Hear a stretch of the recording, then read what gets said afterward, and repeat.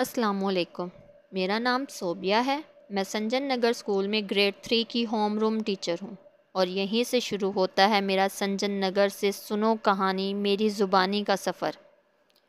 یہ سفر جو 5 ہفتوں پر مشتمل تھا بہت حسین اور یادگار رہا۔ بہت کچھ سیکھا اور بہت سے نئے لوگوں سے میری ملاقات ہوئی۔ ان 5 ہفتوں کے سفر کو میں کچھ اس طرح سے بیان کرنا چاہوں گی۔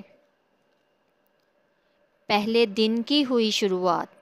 پہلے ہی دن میری ہوئی ملاقات۔ تعداد میں تھی وہ 3، میڈم سعدیہ، سبینہ اور میڈم روما۔ یہ تھی تینوں بہت ذہین۔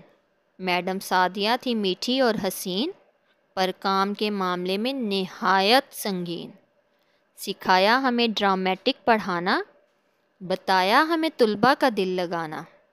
کنول کھوسٹ سے انہوں نے کروائی ملاقات، بتائے انہوں نے ہمیں اپنے تجربات۔ پھر گئے ہم بالی سکینہ کے پاس، سنائی نظم جو انہوں نے تو ہم ہوئے خوش باش۔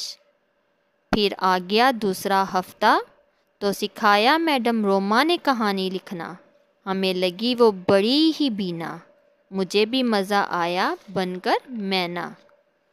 پھر گئے جب میاؤں ہسپتال، میڈم سبینہ کو دیکھ کر ہوئے نہال۔ سنو کہانی میری زبانی کو پھر جانا ہم نے، کس طرح کرتی ہے دوسروں کے غم کم، یہ مانا ہم نے۔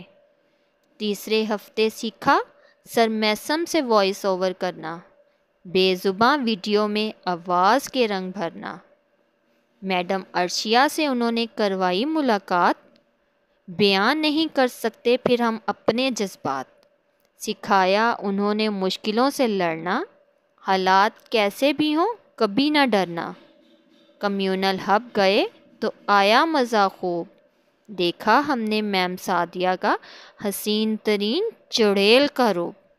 پتہ پھر چلا کہ کیوں ہے ان کا اتنا نام، اس نام کے لیے یہ کرتے ہیں کتنا کام۔ چوتھے ہفتے سکھایا میم انم نے سوشل میڈیا، تو تب بڑی سخت استاد تھی میڈم سعدیہ۔ کروایا اچھے سے ہمیں ہر ٹاسک مکمل، اس طرح ہوئی میری سنو کہانی مکمل۔ شکریہ۔